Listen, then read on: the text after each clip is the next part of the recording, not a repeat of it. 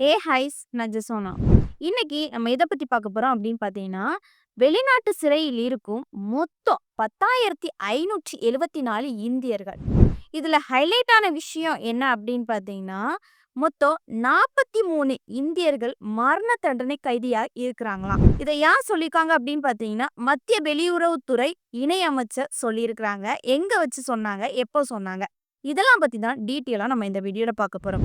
இந்த வீடியோக்குள்ள போறதுக்கு முன்னாடி, இந்த வீடியோ பத்தின கருத்து ஏதாவது உங்களுக்கு இருந்துச்சுன்னா கமெண்ட்ல தெரிவிங்க. ஏன்னா உங்களுடைய கமெண்ட்ட பார்த்துட்டு நாங்க நெக்ஸ்ட் வீடியோ இன்னும் பெஸ்ட்டா எடுக்கிறதுக்கு யூஸ்ஃபுல்லா இருக்கும். வாங்க வீடியோக்குள்ள போய் பார்த்து தெரிஞ்சுக்கலாம்.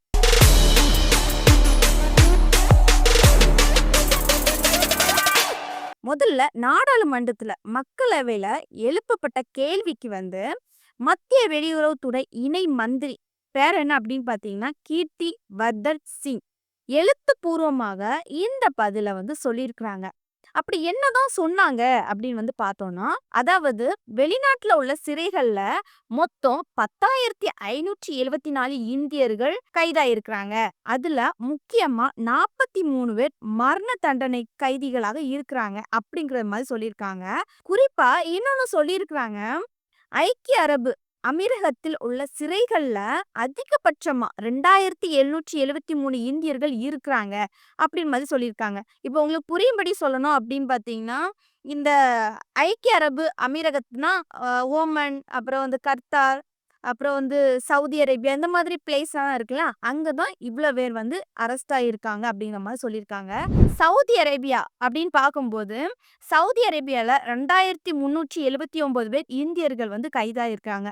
இப்போ நம்ம எல்லாருமே இங்க இருந்து சவுதி அரேபியாவுக்கு தான் நிறைய பேர் வேலைக்கு ஏதாவது தேடி போறாங்க. ஏன்னா அங்க அதிக வேக்கன்சி இருக்குது. இப்போ நம்ம இந்தியர்களா இருக்கோம். நம்ம தமிழ்நாட்டுல எடுத்துக்கிட்டோம் அப்படின்னு பார்த்தீங்கன்னா, நிறைய பேர் ஃபாரின்ஸ்ல தான் இருக்காங்க. நீங்க எங்க இருக்கீங்க அப்படின்னு கேட்கும்போது, நான் சவுதியில இருக்கேன், சவுதியில இருக்கேன் அப்படின்னு சொல்லிட்டு தான் கேள்விப்பட்டிருப்போம். பட் என்ன பொறுத்தவரைக்கும் நான் கேள்விப்பட்டிருக்கேன். இருந்தாலுமே இப்போ சவுதி அரேபியால அதிகமா இந்தியர்கள் கைது செய்யப்பட்டிருக்காங்க அப்படின்னு சொல்லியிருக்காங்க. பட் இது ஒரு வருத்தத்துக்குரிய விஷயம் அப்படின்னு தான் இருக்குது. சரியா? அடுத்தது நேபாளத்துல 1,357 பேர் இங்க இந்தியர்கள் கைது செய்யப்பட்டிருக்கு அப்படின்னு சொல்றாங்க. அதாவது நேபாளம் கண்டிப்பா எல்லாரும் கேள்விப்பட்டிருப்பீங்க. நம்ம பக்கத்துல இருக்கிற ஒரு பிளேஸ் தான், இந்தியாவை தாண்டி இருக்குது. சரியா? அங்கயுமே இந்தியர்கள் கைது செய்யப்பட்டிருக்காங்க அப்படின்னு சொல்லும்போது, அதுவுமே ஒரு ஷாக் குடுக்குற வகையில தான் இருக்குது. எல்லாருமே அங்க பொழைப்பு தேடி போன ஒரு நபர்கள் தான். சரியா? அடுத்ததாட்டு கர்த்தார்ல 795 பேர் கைது செய்யப்பட்டிருக்காங்க அப்படின்னு சொல்லியிருக்காங்க. மோஸ்ட்லி கத்தாருக்கும் அதிகமா நிறைய பேர் ஒர்க் போயிருக்கிறாங்க.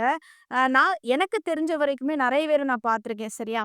அப்ப அங்க ஹோட்டல் மேனேஜ்மெண்ட் இந்த மாதிரிலாம் நிறைய வேலைக்கெல்லாம் போயிருக்கிறாங்க. அங்கேயுமே இந்தியர்கள் கைது செய்யப்பட்டிருக்காங்க. அதுவுமே 795 பேர் கைது செய்யப்பட்டிருக்காங்க அப்படின்னு சொல்லியிருக்காங்க. சரியா? அடுத்தது மலேசியா.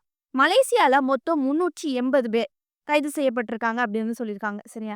அப்புறம் குவைத். குவைத்ல 342 பேர் கைது செய்யப்பட்டிருக்காங்க அப்படின்னு சொல்றாங்க. அடுத்ததாட்டி இங்கிலாந்து. இங்கிலாந்துல மொத்தம் 323 இந்தியர்கள் கைது செய்யப்பட்டிருக்காங்க அப்படின்னு சொல்லியிருக்காங்க.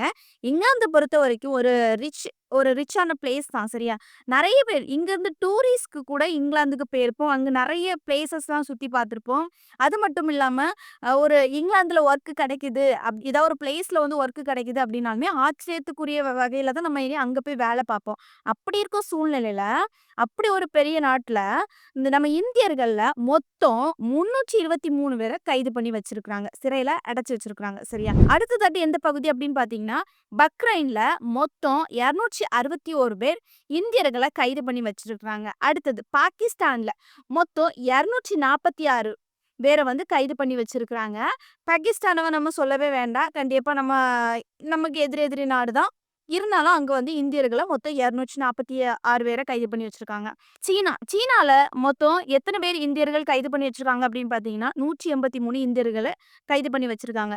சரி, இந்த நாடுகள்ல மட்டும் தான் இந்தியர்கள கைது பண்ணி வச்சிருக்காங்களா அப்படின்னு பார்த்தீங்கன்னா, இல்லங்க. இது போக இன்னும் ஒரு சில நாடுகள்லாம் இருக்குது. அது என்னென்ன நாடுகள் அப்படின்னு பார்ப்போம். பெல்ஜியம், அங்கோலா, கனடா, சிலி, எகிப்து, ஈராக், ஜமைக்கா, மொரிஷியஸ், செனகல், அப்புறம் சிசெல்ஸ், தென்னாப்பிரிக்கா, சூடான், தஜிகிஸ்தான், மற்றும் ஏமன் ஆகிய நாடுகள்லயும் என்ன பண்ணிருக்காங்கன்னா இந்தியர்களை கைது பண்ணி வச்சிருக்காங்க. இதுல ஹைலைட் ஆன விஷயம் என்ன அப்படின்னு பாத்தீங்கன்னா, மொத்தம் 10,574 இந்தியர்கள்ல 43 இந்தியர்கள் வந்து மரண தண்டனை கைதிகளாக இருக்கிறாங்களாம். சரியா? அது எந்தெந்த நாடுகள்ல மரண தண்டனை அவங்களுக்கு கொடுக்கப்பட்டிருக்கு அப்படின்னு வந்து பார்த்தோம்னா, ஐக்கிய அரபு அமீரகத்துல மொத்தம் 21 இந்தியர்கள் மரண தண்டனைக்கு ஆளாயிருக்கிறாங்க. சரியா? அடுத்தது சவுதி அரேபியால 7, சீனால 4, அப்புறம் இந்தோனேசியால 3, குவைட்ல 2.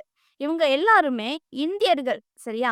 இப்படி மொத்தம் 43 இந்தியர்கள் மரண தண்டனை கைதிகளாக இப்ப இருக்கிறாங்க. இப்ப இது போக America, Malaysia, Oman, Pakistan, Qatar மற்றும் ஏமன் ஆகிய நாடுகள்ல வந்து இந்தியர்கள் மரண தண்டனை கைதிகளாக இருக்கிறாங்க. இப்ப வெளிநாட்டு சிறைகள்ல மொத்தம் 10,574 கைதிகள் இருக்கிறாங்க. இவங்களை காப்பாத்துறதுக்கு இந்திய கவர்மெண்ட் என்ன பண்ணிட்டு வராங்க அப்படின்னு வந்து பாத்தீங்கன்னா, தூதரகம் மூலமா வெளிநாட்டு கவர்மெண்ட் கிட்ட பேச்சுவார்த்தை நடத்துவாங்க. சரியா?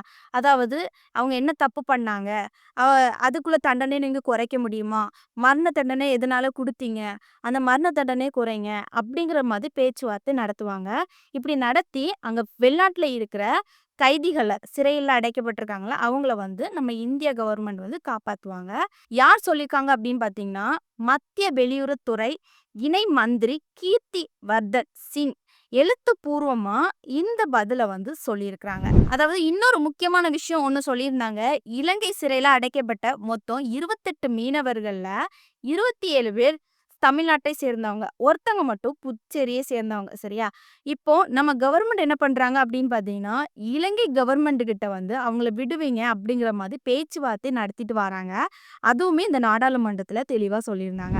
இப்போ என்னுடைய கருத்து என்ன அப்படின்னு பாத்தீங்கன்னா, அதாவது மொத்தம் இந்தியர்கள் ஃபாரின்ஸ்ல வந்து 10,574 பேர் கைதாயிருக்கிறாங்க அப்படின்னு வந்து தகவல் வெளியானது எனக்கு ரொம்ப ஷாக் கொடுக்குற வகையில தான் இருந்துச்சு. ஏன் அப்படின்னு பார்த்தீங்கன்னா, ரீசெண்டா வந்து இந்த கேரளா செவிலியர் அவங்க பேர் வர நிமிஷா. சரியா? அவங்க மரண தண்டனையில இருந்தாங்க அப்படின்னு வந்து சொன்னாங்க. பட் அத வந்து நம்ம இந்திய கவர்மெண்ட் பேச்சு மூலமா ரத்து செய்தாங்க அப்படிங்கிற மாதிரி தகவல் வெளியாச்சு.